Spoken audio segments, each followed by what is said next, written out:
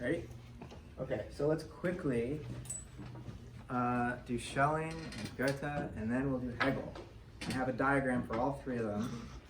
Hegel brings all these diagrams together, so I hope you've been paying attention. Okay, so Schelling was a very precocious philosopher. He became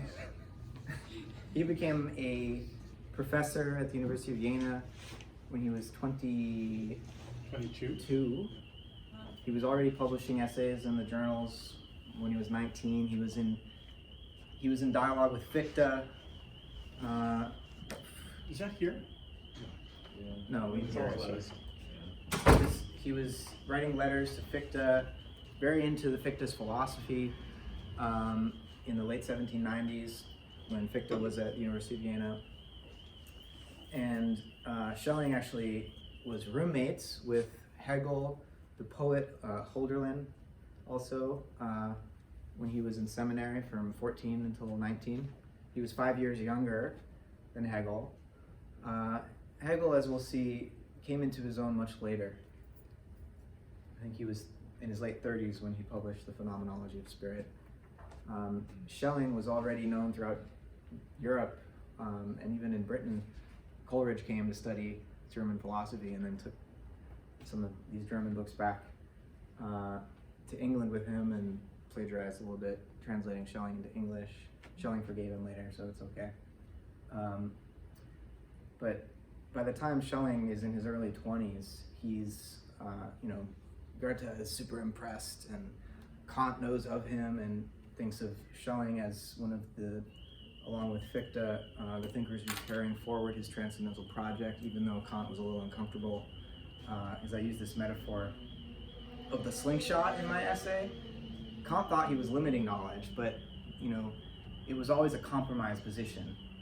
And his transcendental method functioned not as a limitation, but as a slingshot for these thinkers to really start to use the transcendental method to speculate about the nature of reality way beyond anything Kant would have been comfortable with. So Schelling inherits Kant's picture. He's studying Fichte, who's really just pouring all this energy into the Kantian perspective and discovering the first principle of philosophy as the I.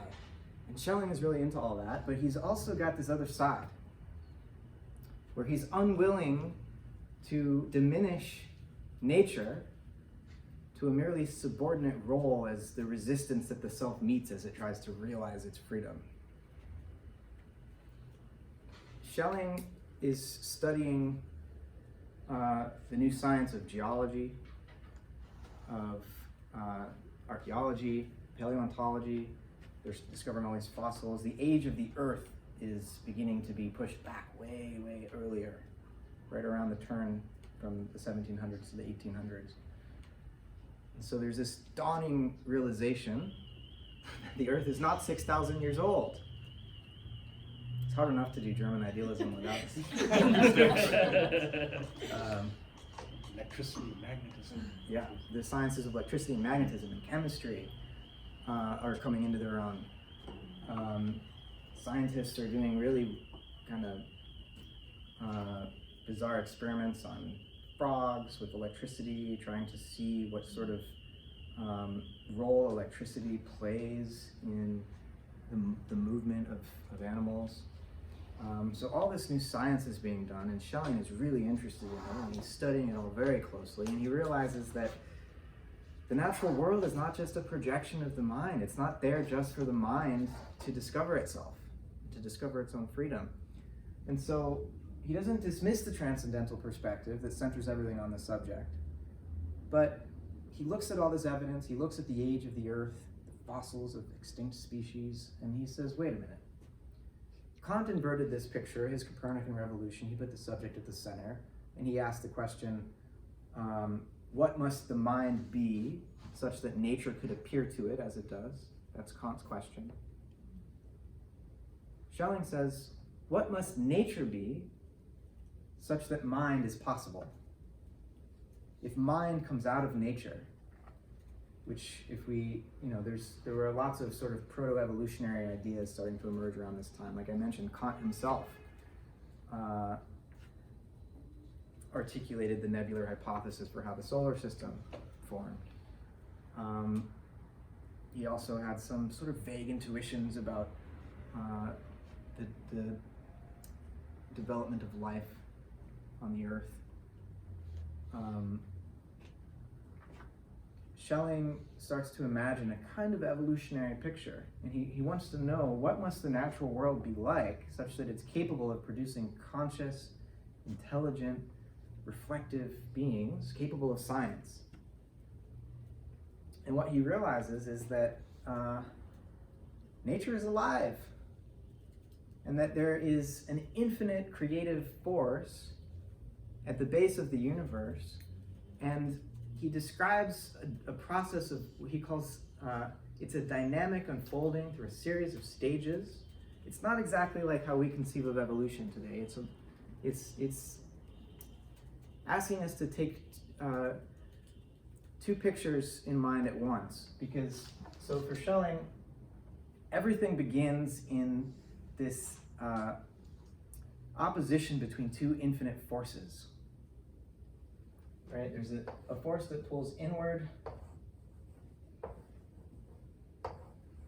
and a force that pushes outward.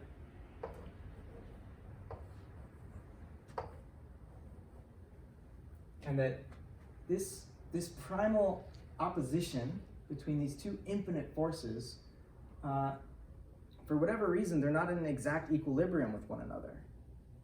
And so this infinite opposition begins to, the best way I can describe it is it begins to unfold through a series of like pulses where there's one force wins out and then the other force quickly catches up to capture it, but it's already moved into a new form, so that this infinite energy proceeds through a series of forms, and each form is unstable because of a disequilibrium that forces it to move to the next form. So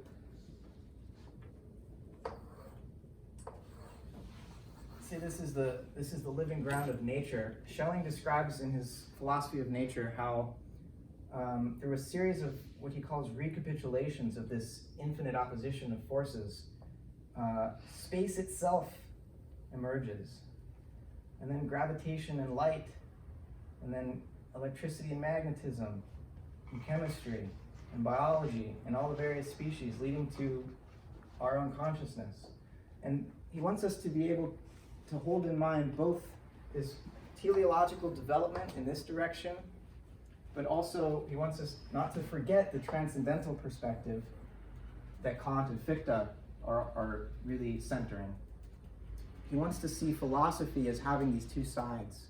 There's the transcendental side where we explore our own consciousness and the structures of possibility, the categories, the forms of intuition, and how that structures our experience of all of this.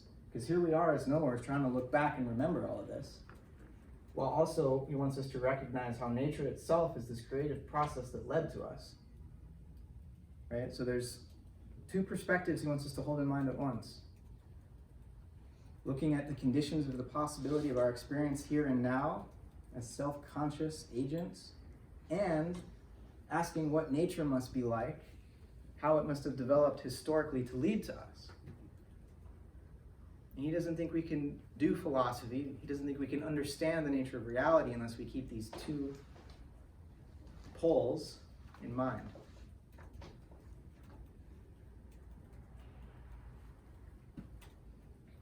I've never been as happy with my Schelling diagram as the others, but Yeah. So when you say they're not in equilibrium with one another, I get there's a process and an unfolding, but I'm not sure I really get what you mean. Is one more than the other somehow on an ongoing basis, or do they sort of flip-flop back and forth with?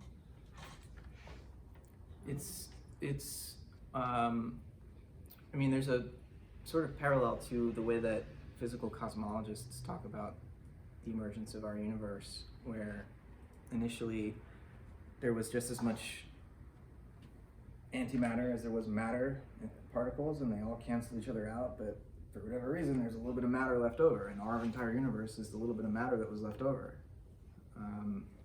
Or out of the singularity, which is perfectly unified, there is a mysterious break of symmetry. We don't know why. Yeah. But that break of symmetry leads to the Big Bang. And Schelling explores the nature of this break in symmetry, because for him, this is theologically or mythically, it's the fall. Yeah. And it's a fall that's not the fall of human beings in the created world. For him, this original disequilibrium is the fall within God. And for, Schelling, one of the most radical things he was doing at the time was imagining the nature of God such that somehow evil was a part of God's nature, or at least darkness is as much a part of God's nature as light. And that there's as much beauty and goodness as there is tragedy and languishing in the nature of God. And Schelling really, there's a biographical background to this where, Schelling has a more optimistic philosophy up until 1809 when his wife dies. And Hegel and he fall out. He and Hegel have a falling out, and I'll get to the reasons, some of the reasons why. And after 1809, after this really amazing career, Schelling never publishes anything again. He keeps writing and he lectures to small groups, but he just really fell into a kind of melancholic, more pessimistic attitude. And it's reflected in his understanding of the divine, where there's a darkness in the Godhead, and the human being is, in Schelling's mind, we're not waiting for God to save us in a way. God kind of needs us. There's a participatory relationship between human beings and the divine, as I understand Schelling, where the role of the human being is to somehow restore the equilibrium through a free act of love, by becoming capable of a free act of love. So all of us collectively being able to respond with a free act of love would restore the equilibrium? I think, Schelling would imagine a future state of society where we didn't need governments anymore. Yay. Well, yay, not so much about governments as, that's Jesus and the kingdom of God, is we all are able to make that free act of love such that we live in harmony. I want to make sure you cover that. Yeah. So this is Schelling. Do you want to say anything? Oh, I want to share a few. So Schelling says that when we philosophize about nature, if we do it right, in a participatory way, we become nature itself philosophizing. So this is Brian's autocosmology, just so you know. Schelling is the first one to articulate it. The Greek he uses in Schelling's writing is autophusis philosophia. Mm-hmm. Nature itself philosophizing. And Schelling says, so long as I myself am identical with nature, I understand what a living nature is, as well as I understand my own life. As soon, however, as I separate myself, and with me everything ideal from nature, nothing remains to me but a dead object, and I cease to comprehend how a life outside me can be possible. So, Schelling is trying to discover this participatory way of knowing the natural world by coming to experience ourselves as an expression of nature. Not nature as a collection of objects, right? But nature as this creative activity. And he learns a lot about this from Goethe. So,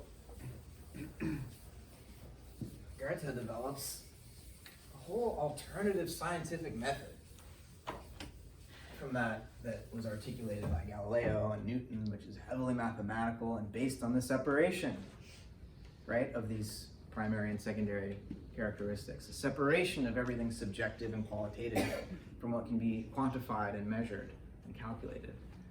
For Goethe, we can't understand nature if we start with that kind of a separation. Nature's not just a bunch of numbers. Galileo's.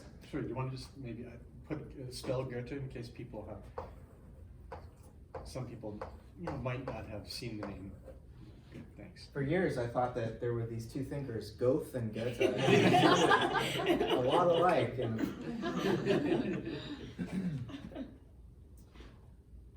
so Galileo said that nature is written in the language of mathematics. Goethe is the complete opposite of that. Nature for Goethe is an ensouled drama, right? Goethe went to law school, but while he was there, he was way more interested in studying Homer and Aeschylus, Greek poetry and drama. And when he read about Newton's theory of colors, he thought it was totally contrived, that Newton came into it with a certain understanding of what he was expecting to find, and that's what he found. And Goethe thinks he completely ignored what his senses were showing him. And Goethe's method was to perfect our sensory capacities so that we can perceive a deeper dimension of nature than usually appears on the surface.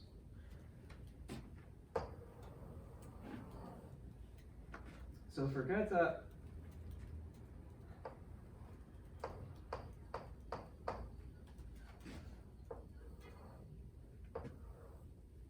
he says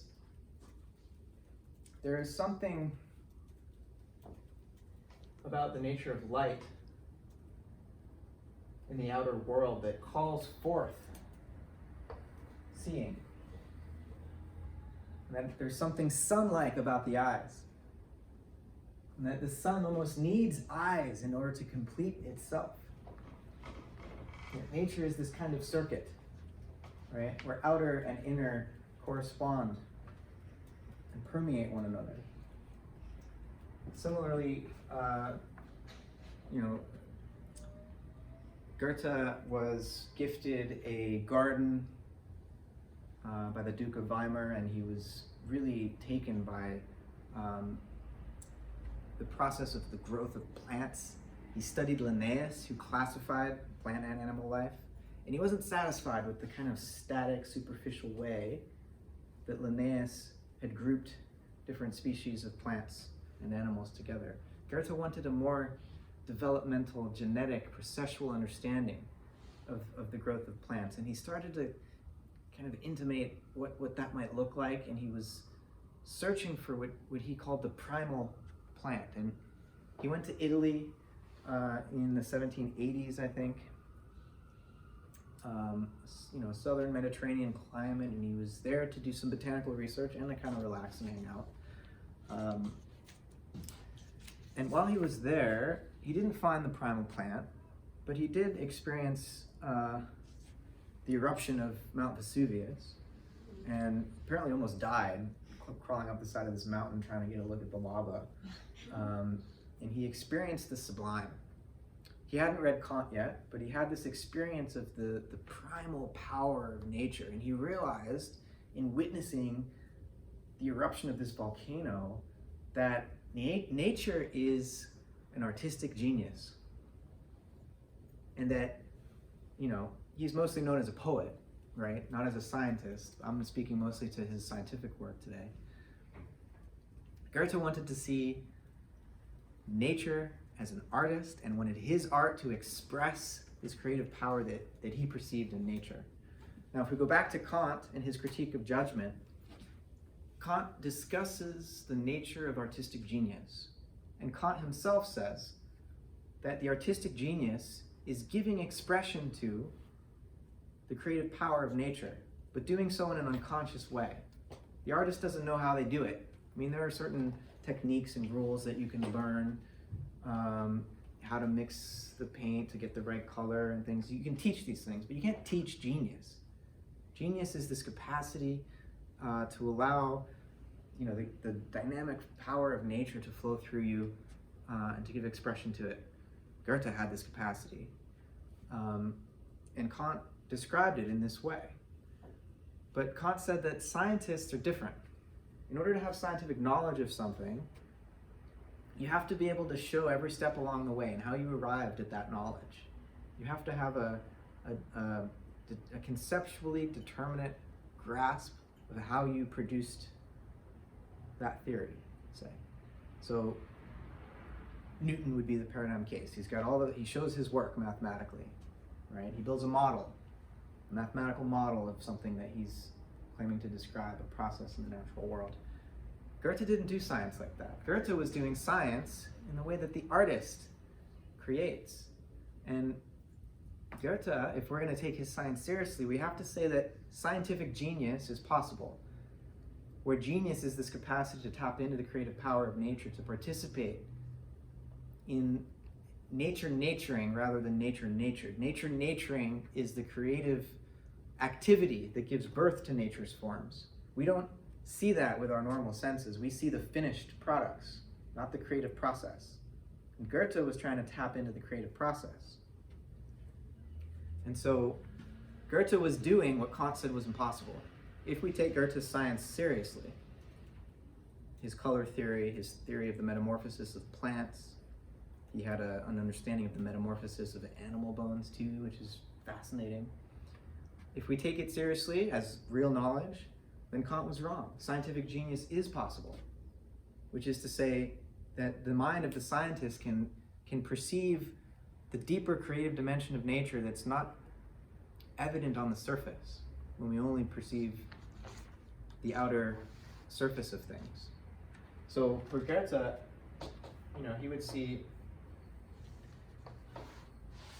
a plant, flower, say, and if we only look at it as it exists in its current form, we miss the genetic process, the developmental process that gave rise to it. But we can't speed up time or rewind time in the outer world, but we can use our imagination to participate in the process that gave rise to this plant. So Goethe, in his imagination, and he could watch as the days and the weeks went by, how plants moved through the same stages, and every species of plant he witnessed moved through these same stages of contracted state and then an expansive state, and a contracted state and an expansive state. So you move from the seed to the first flowers, to a bud, to the first leaves, to a bud, to the flower opening up, and then to the fruit. He recreated the process of Genesis that led to the finished form.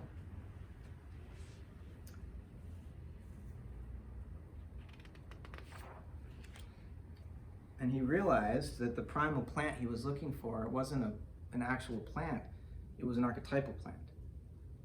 And he realized that the form was a leaf. All the various parts of the plant, he thought, are transformed leaves.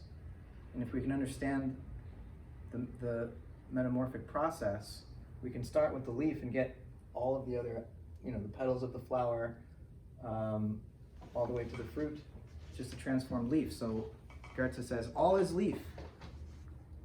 He says, it came to me in a flash that in the organ of the plant, which we are accustomed to call leaf, lies the true Proteus, who can hide or reveal himself in all vegetal forms. From first to last, the plant is nothing but leaf, which is so inseparable from the future germ that one cannot think of one without the other. So we could describe Goethe's method here as, and this is Henry Bortoft, an anthroposophist who studied Goethe's work. It's a process of swimming upstream to catch nature in the act of creating itself, rather than only focusing downstream on the finished products. Right? So in Shelling's terms, he says, in the usual view, the original productivity of nature disappears behind the product. For us, meaning him and Goethe and whoever would listen to them, for us, the product must disappear behind the productivity. So Goethe developed what he called exact sensorial imagination. He was cultivating imagination as an organ of perception, allowing him to perceive the developmental patterns of growth, to perceive the archetypal dimension of nature that's not on the surface, but that through an imaginative form of perception we can begin to participate in. Matt, can you help me or maybe us understand how all is leaf? I mean, I've heard that and I love it, but I'm not quite, sometimes I think I get it, but I'm not really sure. Like how is the seed leaf? I mean, I can see how a petal is like a metamorphosis of leaf, but how is, like, why is all leaf and not all seed or all blossom, you know, for instance? Yeah, I mean, it's a good question. Goethe is clear he's not talking about a physical leaf. He's talking about, maybe we could call it a transcendental leaf, or an archetypal leaf, probably is the better term. I wonder. I don't know if I can help with that. Yeah, I mean, all that I can think of is, but I don't think he was aware of it. Here's an analogy. Photosynthesis, but Well, yeah. the seed is not photosynthesizing. So with animals. What? With animals, Yeah. He uses his imagination to try to, in a participatory way, perceive the underlying archetypal pattern that is repeating itself in the growth of our body. Mm-hmm. And he looks at the spinal cord, and he recognizes, in the same sense that all is leaf in plants, he says all is vertebra. Yeah, that I get a bit more, because you can see how all the bones are transformed. Vertebra. Yeah.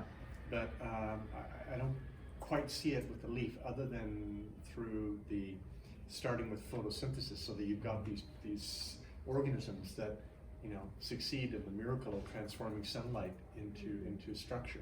Right. And that's what a leaf is. And so in a sense, the seed and the blossom, it's all part of this miracle of photosynthesis. That's the only way I can understand it, but so I have to read or reread Metamorphosis of Plants to get it. My sense is, I mean, there's this famous conversation between Schiller and Goethe, and Schiller said it's just an abstraction in your mind, and Goethe is saying, no, my exact sensorial imagination is I perceive it, like I have a spiritual organ. It's like an inner empiricism. It's not, but I think, when you talked about like this sort of, these two forces of expansion and contraction, I think it's more a question of thinking. So when you imagine the plant and how it moves through all the forms that you mentioned there, and there's these levels of expansion and contraction, I think that's where the leaf maybe is, like the way that a leaf grows, it has that sort of quality. So I think, but I mean, to me it's also to some degree a mystery, but it's that kind of, those archetypal movements that happen. Yeah. It's just such a different kind of science that it's really tough to grasp onto. And if you look at actual plants that move through these phases, you can see how the leaf becomes the petal, the stamen, and it's like you can, if you watch the process of growth, I think, it just struck Goethe that there's one genetic form here that's being repeated. Genetic, not in the sense of not genes. Genes, right? Genetic, as in like creative. Developmental. Yeah. But yeah, I mean, it's a good question. Okay, I'm just curious whether you had. I'll work on it myself. So Goethe says, our spirit stands in harmony with those simpler powers that lie deep within nature, and it is able to represent them to itself or imagine them within itself, just as purely as the objects of the visible world are formed in a clear eye. So he's saying we can hone our imagination to see, just as clearly as we see with our eyes. We can come to see these genetic processes, these archetypal forms at work in the natural world. Goethe had a unique genius for this. It's not clear this method can be taught. Maybe it can. But Goethe is saying that there's some participatory relationship between the mind and the activity of thought and imagination and the growth of organisms in the natural world. And similarly with his theory of color, it's a totally alternative way of doing science, and it's not as productive in the sense of leading to all sorts of technological implications and spin-offs, right? So it hasn't been taken as seriously as the other form of science that separates subject and object, that mechanizes the natural world. But as far as Goethe was concerned, that means we're really not understanding nature. The science that has won out is really playing with toy models, thinking it's understanding nature.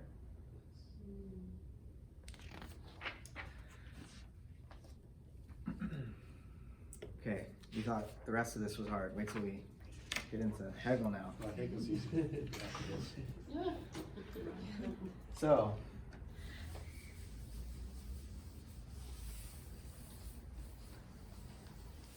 Hegel is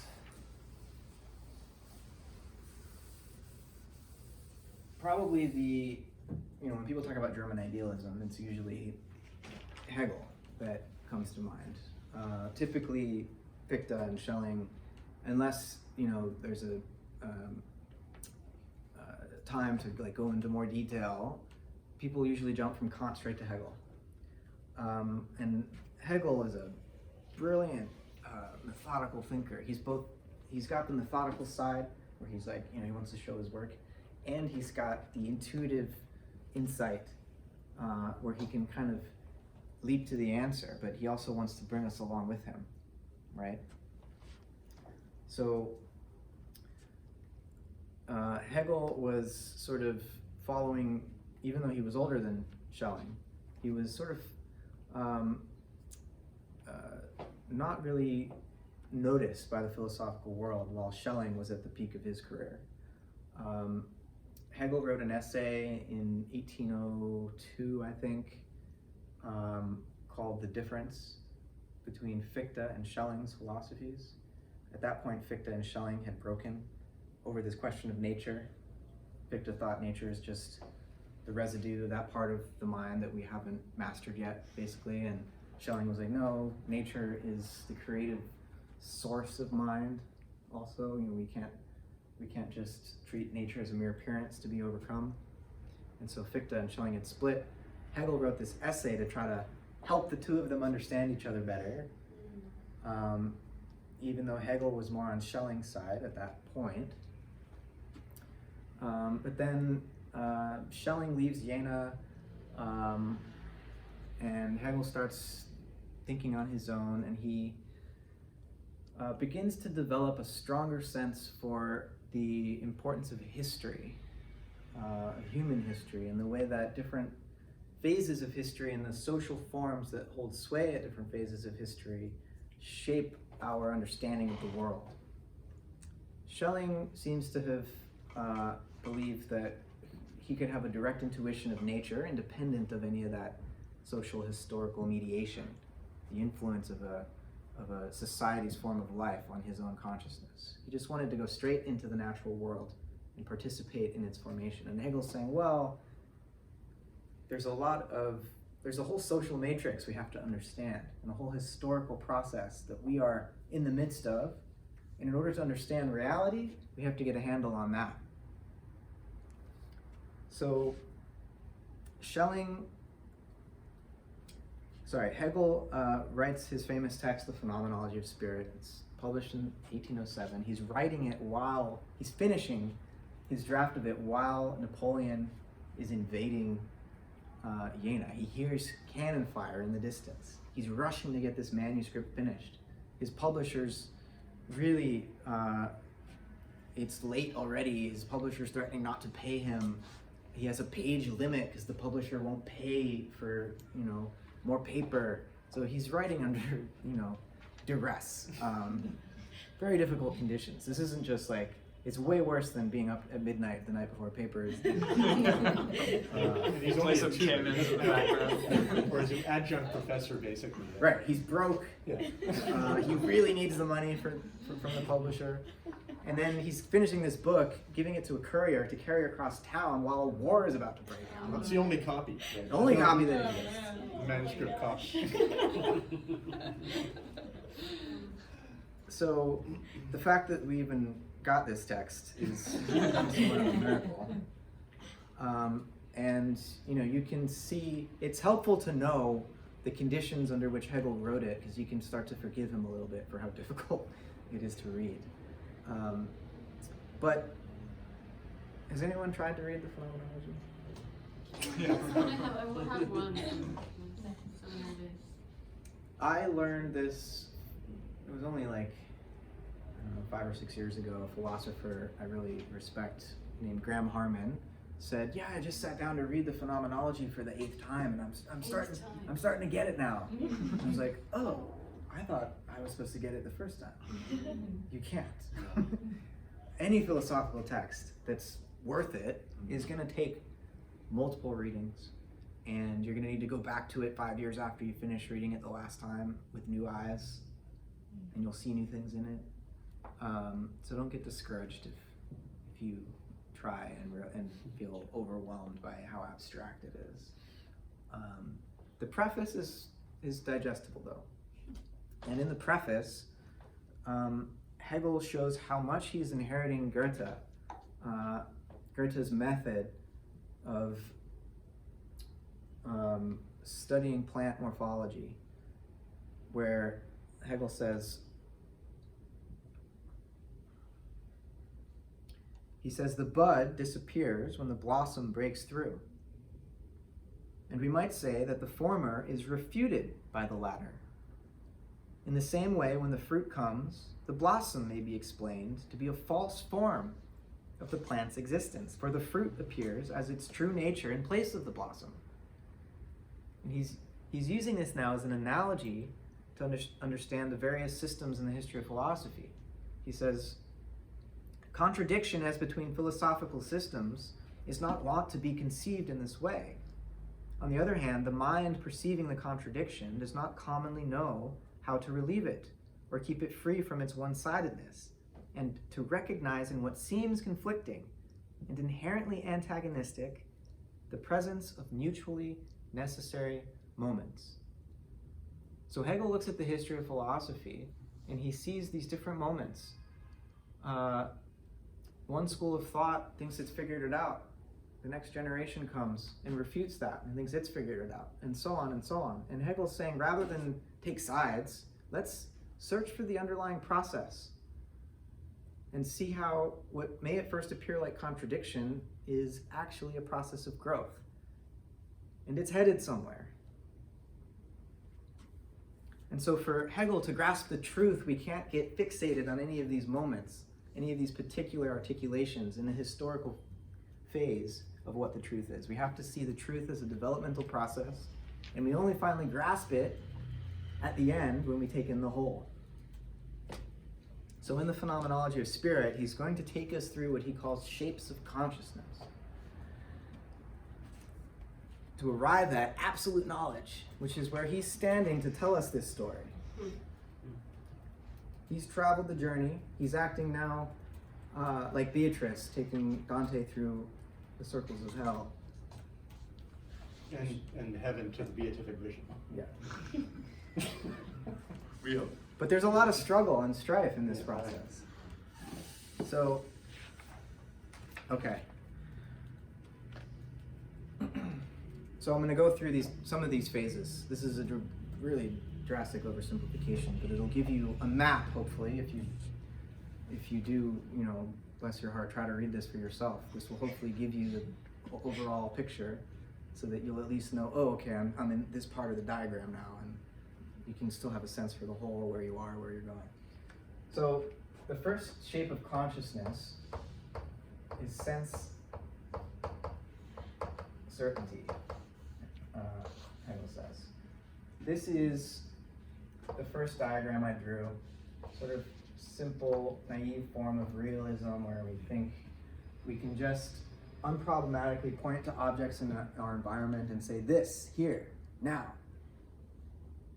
and think that we have known that thing. But as soon as we reflect on that, we realize that what was now has now passed, right? We realize that while we think we're making a statement about something particular, we're actually using universal terms. The terms this, here, now can apply at any time. And so Hegel's point here is that while we think we're having unproblematic access to objects outside the mind is still playing a mediating role. So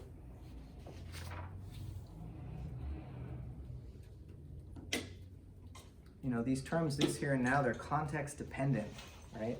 So while we think that they're pointing to things as they are in their immediate self-presence, they're only immediate because of my relation to them in that moment. And so this shape of consciousness is unstable, and it ends up contradicting itself, Hegel tells us.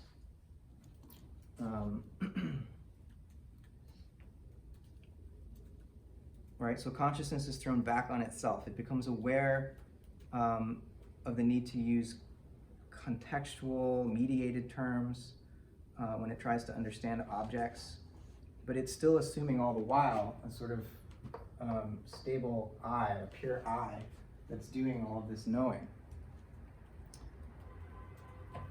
And now it turns to itself to try to grasp itself instead of the objects, and it runs into the same problem. Subjectivity never remains a mere object that's immediately present here and now, right? It's constantly being mediated by subsequent moments of conscious experience, like I was describing before. So at this point, sense certainty, this first phase of consciousness, it's forced to overcome itself. It has to let go of the idea that its content, its knowledge of these objects, or its knowledge of itself can ever be immediately grasped. It has to admit to itself that both its experience of these objects and of itself as a subject it's always mediated by concepts, Hegel says. So this shape of consciousness starts out trying to grasp objects in its experience, thinking that it doesn't need the mediation of the mind to do it, that we could just grasp these objects straight out. But Hegel's saying this very simple form of realism, an attempt to know the objects in our environment, turns out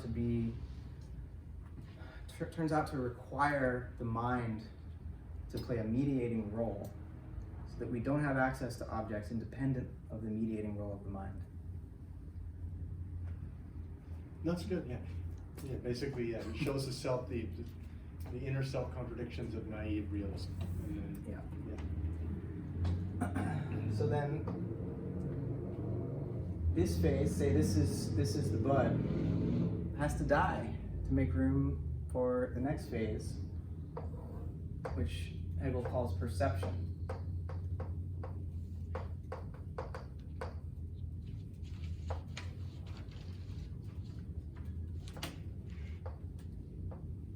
Now here, a different problem arises. The mind starts to grapple with the contradiction between the unity of an object. Hegel uses a grain of salt as an example. That individual grain of salt has its own substantial individual existence, but it also has a multiplicity of properties. Its cubical shape, its salty taste, its white color. And at this stage, the mind is grappling with this paradox between the many properties of each thing and its unity as a distinct thing. And in this struggle, it can't figure out whether the salt is a simple unity or a bundle of distinct qualities. And it's perplexed. So perceptual consciousness, it's threatened. It either has to return, it's an unstable shape of consciousness, right? So it's either, okay, we return to this, but that didn't work either, so what do we do? It's stuck in this perpetual oscillation between this particular grain of salt here and now, but also the consciousness of the various properties that compose this grain of salt. So consciousness is now becoming aware of its own active role in the dissolution of an object like the grain of salt into its many properties. It sees that when the salt is dissolved into its properties, its whiteness, its cubical shape, its salty taste, it's dissolved into these properties when consciousness takes a hold of it because of the distinct senses that our organism possesses, right? Vision gives us a perception of its whiteness. Touch gives us a perception of its cubical shape, taste of its saltiness, right? So what our organism, what our cognitive apparatus is adding to this object is splitting it up into this multiplicity of properties, right? But consciousness is also capable of uniting these properties into one object. We know that it is a grain of salt. It has an individual, substantial existence. So we start to grasp at this in the shape of consciousness, the role that consciousness plays in unifying and in breaking up the unity into this multiplicity of properties. So with that realization, a new shape of consciousness dawns that Hegel calls force and understanding.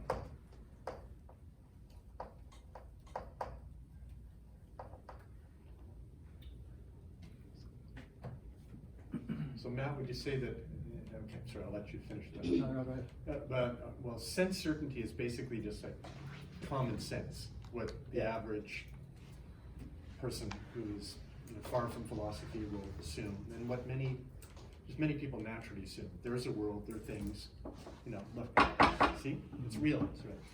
And then the next one is a more schooled empiricism. Mm-hmm. So perception is sort of like a more philosophical view of empiricism. And we're going, and particularly Hume. Yeah. Would you say? The second one is sort of, Mm-hmm. so we go from just regular sort of common sense to a kind of Humean empiricism and skepticism in a way. Yeah. To Kant? Yeah. Okay. Yeah. So this force and understanding now will be the diagram similar to what I drew for Kant's critique of judgment.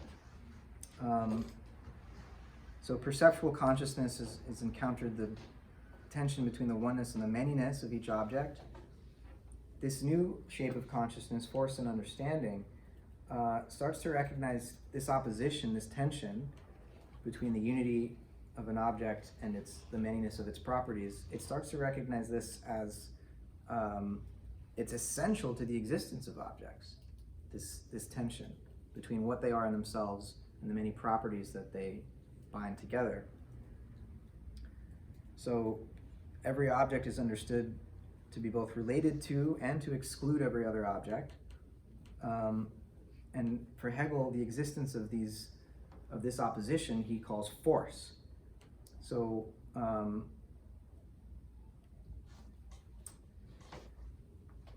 he'll say that you can't just have one force, because to recognize it as a force it would need to meet some opposition. So you have to, when it's in the manifest realm, there's always at least two forces. And we can understand the natural world in terms of these forces, but the mind is always going to be searching for some one underlying unifying force that would be behind the manifest forces. So the understanding, it believes that it's able to grasp the true universal law of force behind the flux of many forces. So it searches for the one law to explain all these other forces. And this one law would be in some unseen ground, some cause of everything that appears, where what appears is only the manifest effect of this underlying cause.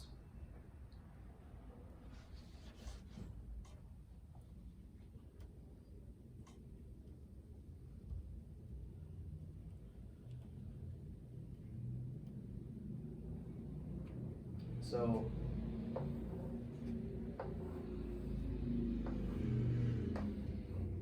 this would be, akin to when Kant was imagining some supersensible substratum that somehow allowed the activity of the mind to coexist with the determinism of forces in the natural world.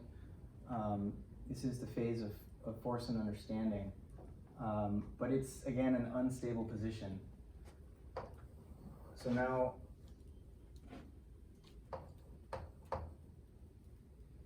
we get to the next shape of consciousness that's called self-certainty. And in a way, we've come full circle now. It's self-certainty is sort of like the higher octave of sense certainty. And here, this is where we can represent the stage that Fichte was articulating, where you have the recognition for the first time that there is an infinite freedom inside each of us, and we're certain of this, of our own infinite freedom, but so we're certain of this infinite freedom.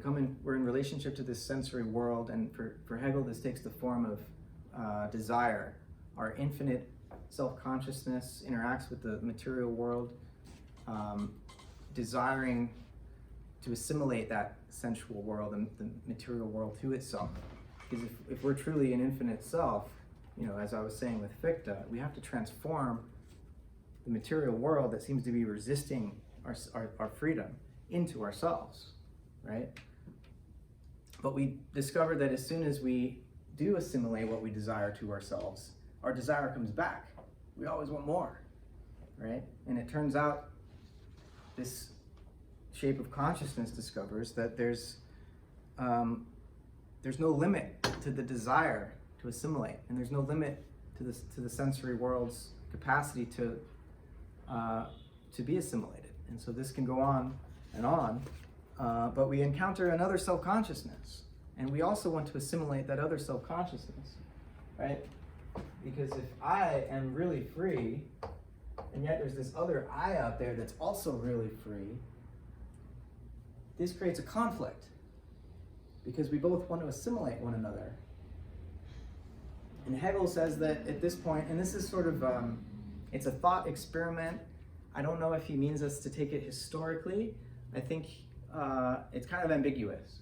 I'd be curious what Sean thinks about this, but when we encounter another self-consciousness that we can't as easily assimilate as the rest of the material world, Hegel says that a battle to the death ensues. Oh. It's a very masculine understanding of how this process of coming to self-consciousness Battle to evolves. death actually is just one possible outcome, but there is a striving to be recognized as a self. So there is a demand that one be recognized as a self. Is It's there a struggle. So there's a no struggle. battery in there? It's Oh. like on the. Is the battery starting to flash? It's The on batteries coming up. Yeah. Should I just close that? So it's probably 20. 100%. Yeah. So is there going to be enough for till the end? I think so. Probably. Okay. Yeah. Just wanted to double. Okay. So Right. there's a struggle for mutual recognition. Right. And if you're talking about weak male egos, then yeah, that'll That sometimes comes quickly. Yeah, it could result in a struggle to death or something else. Matt's going to continue. Yeah. So this is a very famous part of the phenomenology. It's the Master-Slave Dialectic. Because in this battle, Hegel describes how eventually one of the two self-consciousnesses is going to be put in a position where it has to decide, do I die for my freedom, or do I remain alive and forgo my freedom? And so Hegel thinks eventually a situation emerges where now there's an asymmetry. There's a master and there is a slave. So the master has, in a sense, swallowed the self-consciousness of the slave. The slave is put to work, mediating between the master and the natural world, doing all the labor, growing the food, Raising children. raising the children. But the master realizes that, that self-recognition, the master needs another self-consciousness to recognize itself as conscious, as self-conscious. And the slave is not that. The slave is not an equal. And so the master can't achieve the freedom and the self-realization that it was originally seeking. Nor can the slave, obviously. But while the master becomes lazy and slothful, has no relationship to the material world, isn't making anything for itself, the slave's developing quite a bit of skill in that regard. And the slave is starting to understand their own power in relationship to the natural world. And so a reversal takes place. The master turns out to be less than he at first appeared to be, and the slave turns out to be more. So the slave sublimates or inhibits their desire through work and labor, and learns to form, the slave learns to form itself internally, and the objects that it's working on, the material objects, through labor. The master is forming nothing and just, sinks into this decadent existence. So the slave now becomes a mediating term between the master or the subject and nature or objects, and begins the process of overcoming the subject-object split once more. So there's an internalization of the master-slave dialectic that takes place within the slave, as Hegel describes it. And this spins off into another phase that Hegel calls thinking self-consciousness, which I'm not going to depict up here. Hegel ties this to a historical school of thought, Stoicism, which its adherents included slaves and emperors. So you can see how it spans the full spectrum, right? Diogenes was a cynic, but that influenced Stoicism. Marcus Aurelius, a Stoic. And there's an internalization of this master-slave dialectic. There's a relationship to the divine and to the material world, and they exist in tension with one another, and there's a series of sort of sub-phases here that the shape of consciousness moves through, because while it's realized a certain internal freedom, Hegel says it's kind of an abstract freedom. It isn't a fully realized freedom yet. It's a freedom of thought. Well, just along with the Stoicism, apparently, and I haven't read this book yet, but there's a book that is giving some context, and I think it's around this part of the phenomenology where the revolution in Haiti is happening at this point. 1804. And Hegel was tracking this, so he was inspired by the revolution in Haiti. Right. And of course, Marx is going to derive almost all of his philosophy of history from not only Hegel's method, but from this part of the Phenomenology of Spirit. Right, where the workers are able to, once they become conscious of the situation that they're in and exercise, they realize they have more power than the owners. But yeah. I can't remember the person's name. I'll find it. Yeah. Again, these historical events are unfolding across the Atlantic Ocean in Haiti, and there's this revolution. Hegel's very much aware of that and sees the forces of history unfolding. So he's describing what seems like a very abstract logical process, but it is also a historical process. And he's describing it in an abstract way, but it has a historical grounding. So as this master-slave dialectic is internalized, there's a way in which it isn't a full expression of freedom yet.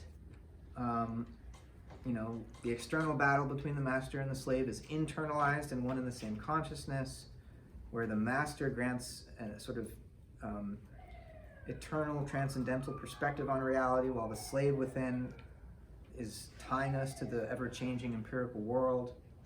And so we're kind of, at this phase of consciousness, we're struggling against ourselves. Hegel says that a sort of unhappy consciousness emerges at this point, because we're split. This is where Hegel says self-consciousness becomes religious. We conceive of ourselves as a finite empirical being, and that we depend on some immutable, eternal God. And we don't yet have the capacity to think or know God. Rather, we're in a relationship of prayer, so we thank God for our existence rather than thinking God, where thinking God would imply a sort of identification with the divine, and that can't happen yet. That's later on in this story. So we relate to God in a religious way, through gratitude, through thanking rather than thinking, through all sorts of symbolic mediations. Is that, I know Heidegger like talks about thinking as thinking. Is he referring to that, do you think, or is that? I'm not sure if that's a direct connection. Yeah, interesting. I probably used Heidegger to. Oh, is that what you were doing? Oh, okay. Yeah. So that's not Hegel's language. Mm-mm. Okay. The notion of gratitude to Right. the divine. That's gratitude, but not okay. Is sort of my own play on words that Yeah. I'm familiar with Heidegger, so I probably unconsciously slipped that in there. So we fall into an unhappy consciousness and a sense of incompleteness, where we're split between a relationship to the finite self that's in this empirical world and a sense of the divine that we are unable to yet identify with. And so a new shape of consciousness emerges that Hegel calls reason, that begins to resolve some of these tensions. And this again is similar to the Goethean picture I was describing earlier, in that now reason is beginning to recognize its unity with the natural world and its capacity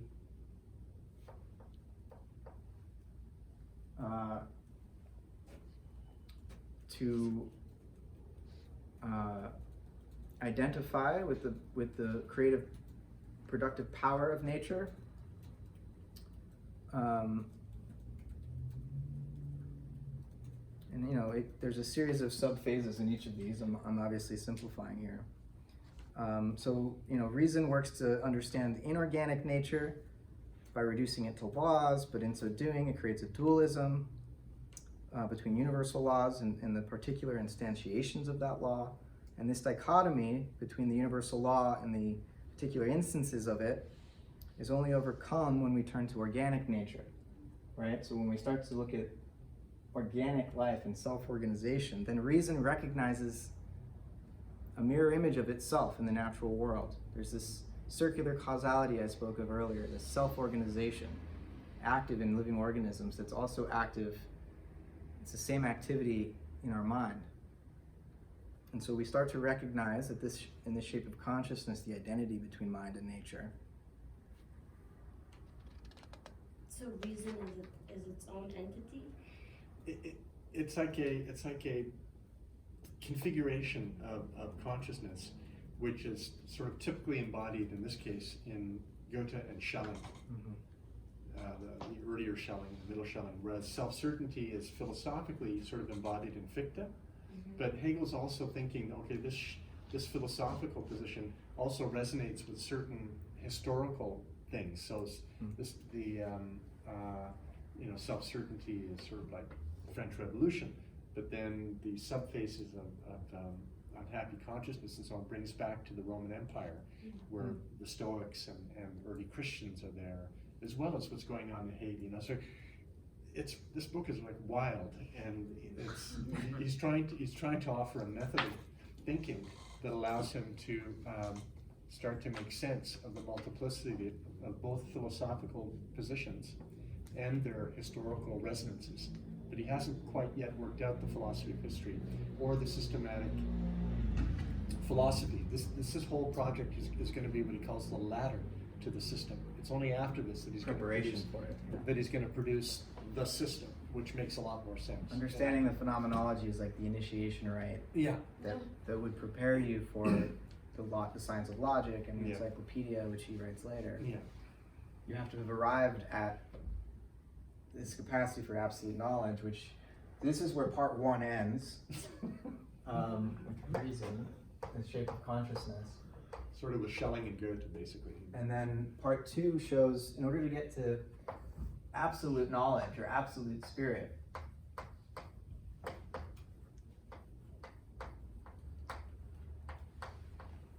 Hegel realizes that we need the support of an ethical community, of religious, political institutions, of art,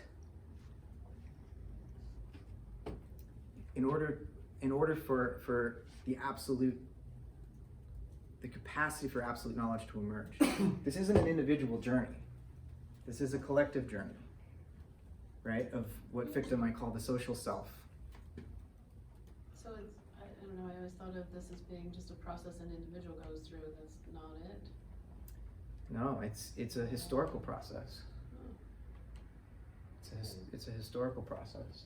I mean, we might say that each of us sits down and studies the phenomenology and tries to recreate this story in our own individual consciousness, but our own individual consciousness is a product of the society that we're embedded within, right?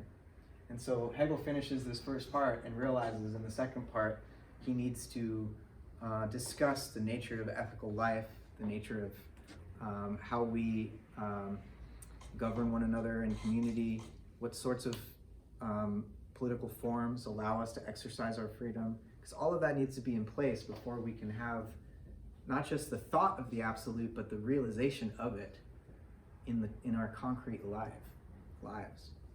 But why is there an assumption that there's an absolute? It's something that these philosophers would say reason cannot help but strive for. So, yeah, so the, excuse me, whether you're coming at it from the religious side, in this case it's Christian, but you could think of it in Islamic terms or Jewish terms, but in the Christian European context, there's a sense that the truth had been revealed, that there is a truth that gave the answer to the origin and the meaning of life. As a revelation, right? But then, of course, through the Copernican revolution and the emergence of modern thought and so on, there's a competing conviction that it's possible to arrive at truth through the exercise of reason and reflective consciousness. This is the Enlightenment ideal of reason. So there's two versions of this conviction that there is the true that we can grasp, whether through revelation and faith or through the exercise of reason. They're both based, these philosophers say, on an intuition of what? We could say, they call it the absolute, but the religious people call it God. The Enlightenment people call it reason. Spinoza says God or nature. Take your pick. And actually, the word absolute is coming out of the Spinozist thing. Yeah. So, all of these philosophers, going back to Kant, make a distinction between reason and the understanding. And the understanding is sort of, it's the 12 categories. It's kind of mechanical. It is trying to determine objects in nature. And, scientists generally are using concepts that they don't really reflect on to understand the natural world, and they call that science. When they're, understanding the way that objects causally relate to one another. Kant's pointing out that, the objects you think you're understanding out there in nature are actually determined a priori by categories of our understanding. But then reason is trying to understand, what's the relationship between all of this? It's a higher form of science. In German, it's Wissenschaft, which is not just a science of objects, it's a science of how subjects relate to objects. And when you really try to work that out, as Hegel discovers, understanding the relationship between subjects and objects requires moving through this whole historical process and recognizing the way that subjects aren't just naked minds, they're socially embedded personalities. And in order to grasp the absolute, which would be this total picture that these philosophers believe reason can apprehend, it's not just a matter of a logical deduction anymore. Art plays a role, especially for Schelling. For Schelling, in his system of transcendental idealism, he actually said that philosophers can only realize the absolute subjectively, using concepts and thinking. It's artists who realize the absolute objectively, because they create, whether it's the dramatic form, the statue, the painting, the musical production, that makes the absolute real, brings it into the world. The philosopher is doing it abstractly. The artist is doing it concretely. Hegel wasn't happy with giving art that supreme role. He wanted philosophy to have that supreme role, but even Hegel says, once we get to this phase, we have to leave philosophy behind, the love of wisdom, and instead grasp hold of wisdom itself and say, we have become wise now. So it's not even philosophy anymore. I don't know what we would call it. It's wisdom. It's wisdom, which for him is science, Wissenschaft. And science is basically complete speech. By complete speech, meaning it's a narrative, a conceptual narrative, which is able to articulate the conditions of its own possibility and tell its own story. So, like remember at the first class, I said Hegel says philosophy is the history of philosophy. In other words, wisdom is the story that we can give of the arising of wisdom. If you can't tell the story of your own genesis, then you don't know who you are, right? So philosophy, or the searching of wisdom, was the search to be able to tell the story of the emergence of wisdom. But Hegel claims to have done that by providing a method, a way of thinking that can help us retrace the steps of our own coming to self-consciousness. Right? And therefore it's no longer philosophy, the search of wisdom. It is actually the enactment of wisdom. And therefore it's the end of philosophy. Yeah. But you don't get it, you only get it at the end of the phenomenology, and then you don't. But why is it so important to explain the genesis and to understand who you are? Well, it'd be like modern cosmology. If you want to say, well, what's the nature of the Earth? As you know from Brian's class. Yeah. You can't understand the Earth unless you understand the Earth as an ongoing time developmental process that has a history. Yeah.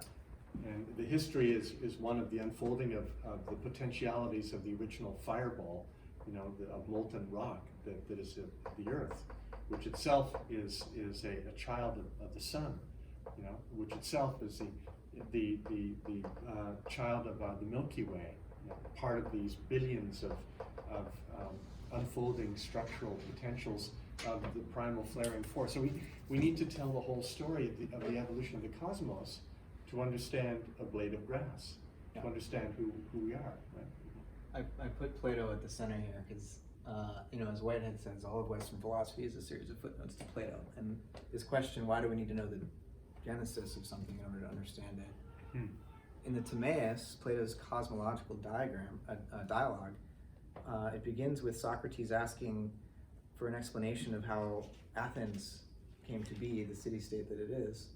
And his interlocutors say, well, in order to explain that, we have to understand where human beings came from. And in order to understand where human beings came from, we have to understand the whole genesis of the universe.